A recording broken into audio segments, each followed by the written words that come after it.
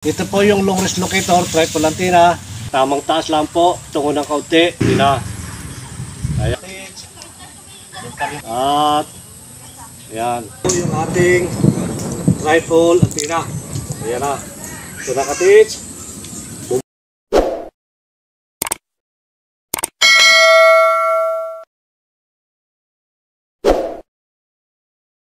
Isang mapagpalang araw po at magandang buhay sa ating mga kababayan, sa ating pong mga katits.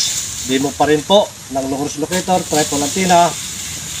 At ito po ay tutuwangan ko ng single antenna na pinusuan po ng ating sa katits mula po sa probinsya ng Dumaguete. Ito po katits, ito po yung long range locator, tripod antenna na ito po ay binabalahan. Kapag hindi mo po siya binalahan, volume po ng tubig ang ilulukit po, ituturo ng ating tripod antenna. At ito ka-TH, meron po ako pambala dito, 24 carats na necklace. Yan. At saka naman pong gamitin bala para po sa ating tripod antenna. Napakahalaga pa rin po ka-TH. Ito pong dulo ng antenna, kailangan po natin ipahid sa lupa bilang pagpapalakas po ng frequency, mabilis niyang mahanap. At mabilis na po niyang makakabisado ang lugar po na ating pong pinuntahan o saan man po yung ating site mga katits. At sa paggamit pa rin po nito katits, mahalaga pa rin po itong palad po, gitna, nakakapit po, nakadikit sa handle. At kapag inikot po itong ating handle, kailangan po siya ay hindi nagbibigil. At meron po tayong ilulukit dito katits. Ito po yung bracelet na 18 carats na may bala po tayong 24 carats, gamit po ang tripod antenna. Yan, ito ka-TH. Kailangan po nating ipahid ang dulo ng antenna sa lupa. Yan. Yan po yung gagawin. Pagtaas mo ka-TH, pantay, at balansi po yan. Tamang taas lang po, tungo ng kaunti. At kailangan po yan ay pag bumaling, humihinila na po ng gold ang ating pong antenna, huwag nyo na po siyang kukontrahin. Hayaan nyo lang katits, basta nananatili po ang kamay natin ay timbang. Yan, timbang po yan. Hindi po natagilid. Dahil pag tagilid po yung mga katits, pag tagilid po yan, ganyan po mangyayari ng ating tripod antenna. Ngayon, ito katits, mula sa baba. Ayan. Yan, ganyan na po yung gagawin. At doon na po yan babaling. Mula sa baba, dandang itataas, pundo, ayan, ganyan po yung ating tripod antenna. Ayan, doon po siya babaling. At pakanan po yung ating nilulukit. Ngayon, nasa kaliwa na po tayo. Nasa kaliwa na po yung ating nilulukit. Ayan, nakapit. Yan pa rin. Nakapit. Ayan. Laging sa baba po kayo gagamit mga katits. Lagi sa baba po yung ating tripod antenna. Pag itilas, ayan, dahil sa pagbaba po at pagtaas pa lamang, ayan po ay bumubuo o sumasakop lang ng frequency yung aura po na sigaw po ng gold. Ayan. Ganyan po katits. Yung pa rin po yan tinuturo sa ating target.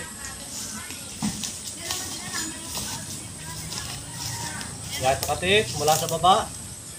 Ganyan pa rin po yan. Yan. Yan pa rin yan. Yan pa rin po ating nilulukit. Ito po ay pang long distance, pang malayuan. At yan.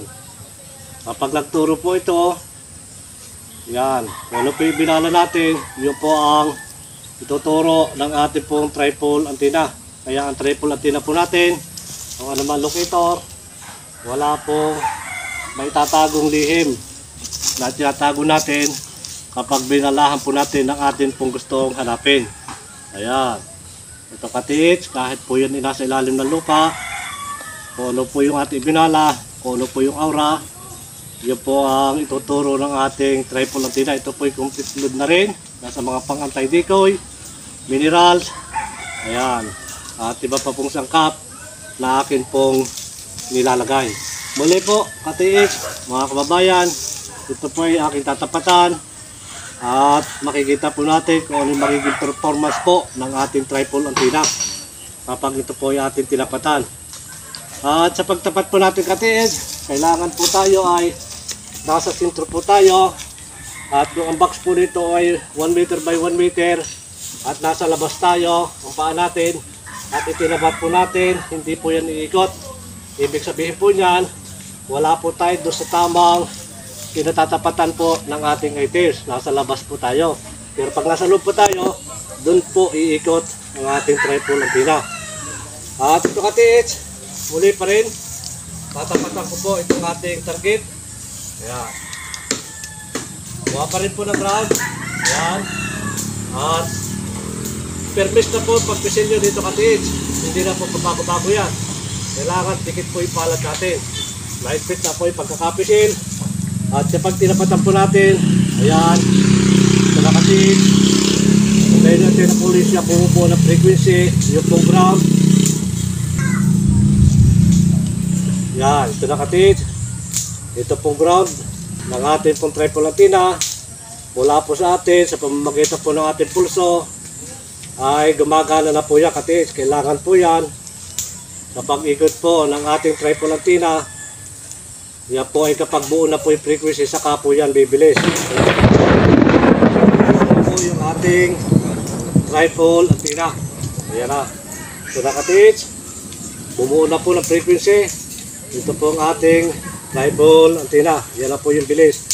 At muli pa rin po, tutuwagan ko ito ng isang single antenna. Ito po yung pang-personal kong gamit. Ayan.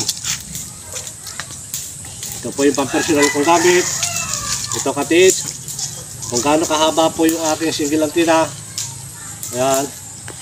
Yan po yung antenna niya. Kaya muli pa rin po, gagamitin ko po ang ating single antenna at saka tripod antenna sa paggamit po ng ating idinidemo na pinusuan po ng ating isang katiid. Yan.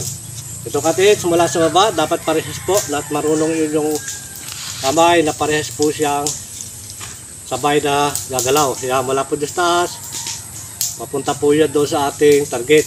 Ayan. Yan. Paggamit nyo po katiid na isang tripod antenna, po, isa lamang po inyong babalahan. Yan, kapag dalawa na po yung inyong gagamitin. Ganyan po yan, mula sa baba. Yan. Doon na po siya tumuturo. Yan. Doon pa rin po yan. Kapit. Doon pa rin siya tumuturo. Yan, mula sa baba. Ganyan po yung katiid. Yan, doon pa rin. At ito naman po, kapag tinapatan,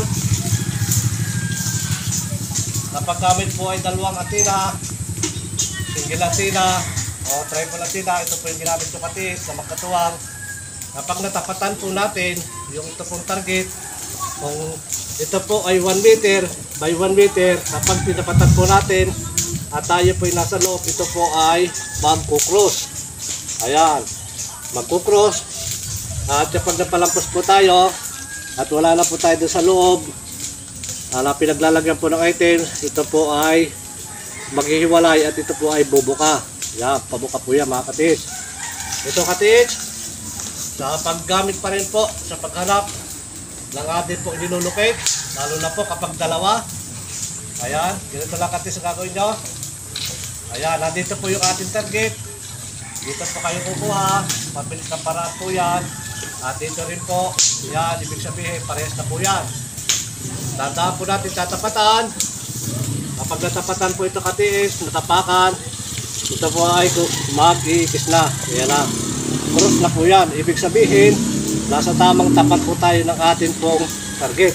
Kaya kung ito po ay maluang, kung maluang po itong ating kinatatayuan, ang deteksyon, ito pong ating antenna ay nananatili po kapag lumakad tayo, nananatili po yan nakaikis kapag maluwang po yung deteksyon ng aura po ng gold. Ngayon dito katiid. Yan. Yan po katiid, paparyan. Yan po yan. At ito po pag tinapatan na, yan po ay utay-utay na siyang mag-cross. Mag-cross na po yan mga katiid. Kapag po yan ay lumabas na ako sa side niya, yan, bumubuka na po yan. Hanggang sa yan po ay pabalik na. Ibig sabihin, ang ating pong target ay na aking natalikuran na at wala na po ako doon sa kanyang deteksyon. At muli po mga kababayan, mga katids, maraming salamat po sa patuloy na nanonood po ng aking mga in-upload na video. Muli po, maraming salamat sa ating pong mga kababayan.